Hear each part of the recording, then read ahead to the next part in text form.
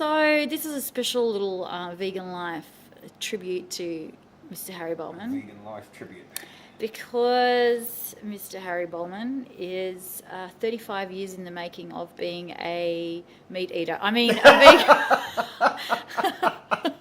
vegan. Not exactly what I expected you to say. Caught me off guard with that one. a vegan. Woohoo! Vegan. I've got to celebrate. This is my Straighten your shirt 35th. up, vegan Hey? life. What? Because at the moment it says veg life. Okay. That could be a little bit confusing. 35 years So- vegan. Yes! Woo! Big V for victory on that one. Yeah. I do believe that's more commendy. But anyway, so what's it like being for you as a vegan for 35 years? What motivated you to become a vegan? Well, to keep it very brief, when I was a teenager, I had really bad acne. And I tried a lot of different things over a I period of a thought you couple said of years. brief. Okay, keep going. You don't want, geez, you haven't heard the long version. Okay. And so I tried a few different things over a couple of years to get rid of my acne. And in the end, what it was that made the big difference was a book called The Mucusless Diet, which was written by a German professor back in the 1920s. And it wasn't known as veganism, it wasn't known as a vegan diet, but it was essentially what we know now as a raw vegan diet. And I read his book. I was very, very impressed with this book. I literally became a raw vegan overnight. So I literally went straight back to eating fruit and vegetables. There was no dairy, there was no meat, there was no bread. It was very, very strict. And within 2 days, my acne was massively clearing. Within a week, it was all gone. Wow. So I was just like over the moon. This was acne that I'd had for years that was really, I was really affected by. I didn't like the way I looked because of it. And so I'm like, there's no turning back.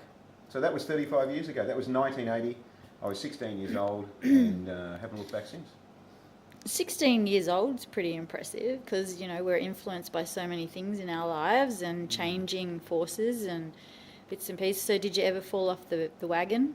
No, I've never fallen off the wagon. If I've ever had any sort of inclination of that, I might have vegan junk food. Okay.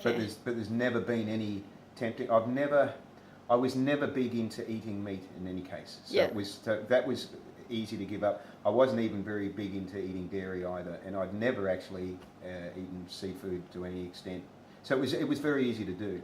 So my craving, if there's a craving, has been for sweets. So I've always liked to have something sweet. Yes, Probably the dessert king. the king of the tarts.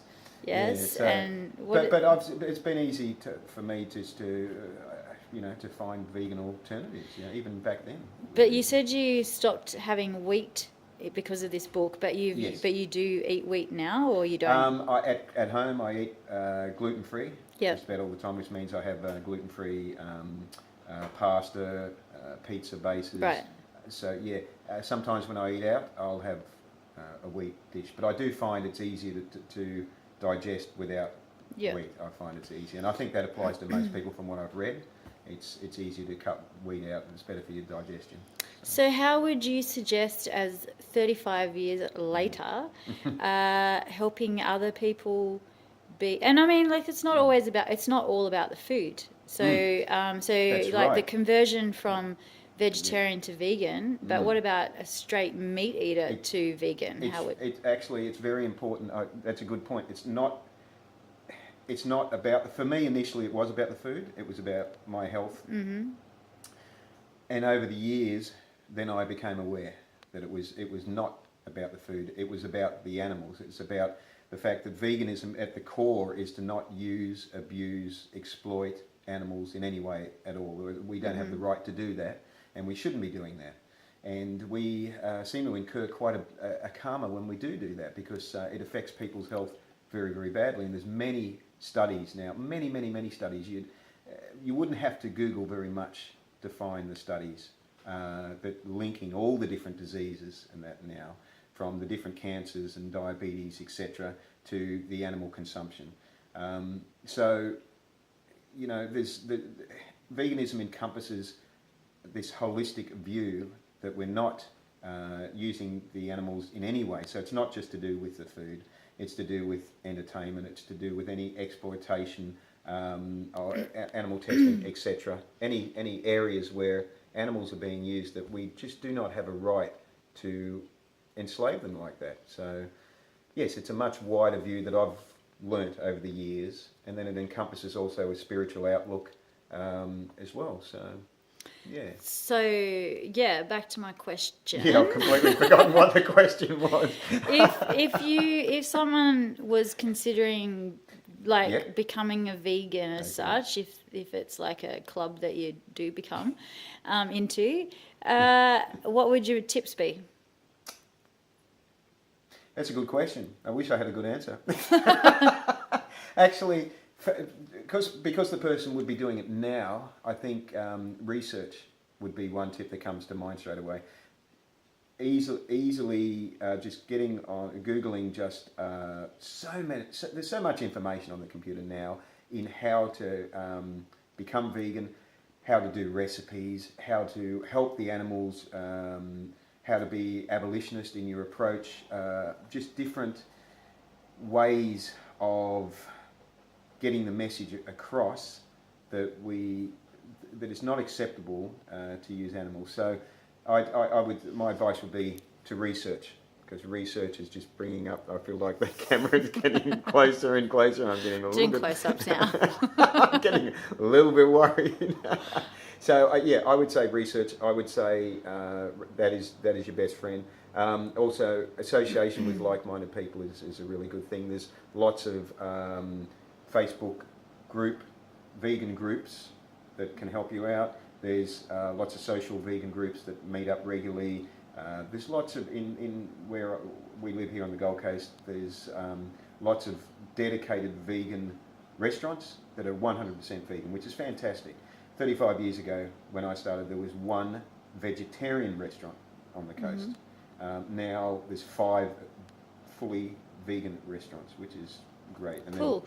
And then there's apps like Happy Cow. Is it Happy Cow that I mentioned today? Yeah. There's and cruelty. And has an app. joining vegan life.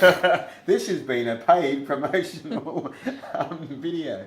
So yeah. So my advice comes down to do the research and action, and also there's the films. When I talk about research, there's Cowspiracy, which I recently watched. There's Forks Over Knives. There's Fat, Sick and Nearly Dead, which may or may not be a particularly good one to recommend, but I found it quite motivational. There's also Earthlings, which is the one that most people bring up. Most people, once they've seen it, are really moved by what is actually happening to the animals. Because, I mean, if we want to be really, pushing this message here, it's a hell on earth for these animals, what they're going through. It's an animal holocaust. You only have to see a little bit of the films of what the animals are going through on a minute by minute, day by day basis. And if that doesn't shock you into doing something, then I'm really, really surprised. So, yeah. Cool. Well, what would your message like to be to end your 35 years and begin your next 35 years? Yeah, I'm just tickled pink when somebody does make the change, because they are saving so many lives, for starters, so many animals' lives. When people are no longer supporting any products that have animal use in them, or animal testing, animal products. So I'm really tickled pink when somebody tells me that they've done that, and I'm tickled pink because you have recently increased your awareness into that area, and then I'm very touched by that, and I'm touched by other people that also do that as well. So I want to say thank you for opening your eyes to that and becoming aware of just things like the dairy industry is the meat industry. I mean, that is, and there's a lot of people that the common thing is people say to me, wow, we didn't realise that dairy cows, when they're no longer of any use, are sent to slaughter to the meat industry. They're supporting the meat industry. So become aware, do research, find these things out, and then also find out what dairy is actually doing to your body, that it's leaching calcium from the bones and things like that. And have a look at all the research and the studies that are done on this, like the China study, and also there's many other, that's the most well-known one. I sort of went a bit long there, didn't I? But Yeah, so anyway. we're going, I'm just going to tell you that we're at 11 minutes and counting. This was going to be, I was going to make this a 2-minute video. Yeah, this is why you're going to struggle with YouTube now. I've never struggled with YouTube. But yes, so that's it. I just wanted to celebrate the fact that I've been vegan for 35 years. I'm very happy about it, and I very much recommend that you look at it and be aware of what you are doing, the exploitation that each of us are contributing to when we're not vegan. It maybe inadvertently we're contributing to it, but just do the research and then sort of wake up and go, wow, you know, I can make a change. I'm one person, all of us are individuals, and I can make a change very easily, and I can do it today. Exactly. Yeah. Well, you've made a change. Yeah, but I think for me, without going into it too much, is just purely that we have become a society where we're reliant way too much on convenience. And if we look at the recipes we've been doing, there's usually maybe 3 to 5 ingredients, and it really is whipping it up and going back to the basics. So in fact, it's more convenient than convenient food. Yeah, more convenient than fast food. That's right. Yeah, it's quicker to do it in the kitchen than to drive to Macca's. Yeah. So Last time I did it at Macca's, I got arrested, but that's a whole different story. Well, thanks, Mr. Harry Bolman. I don't go to Macca's, by the way. From Vegan Life. Yes. Woo! Give us a big thank V. you, son. Thank you for interviewing me. No problem. We'll catch up again in another 35 years.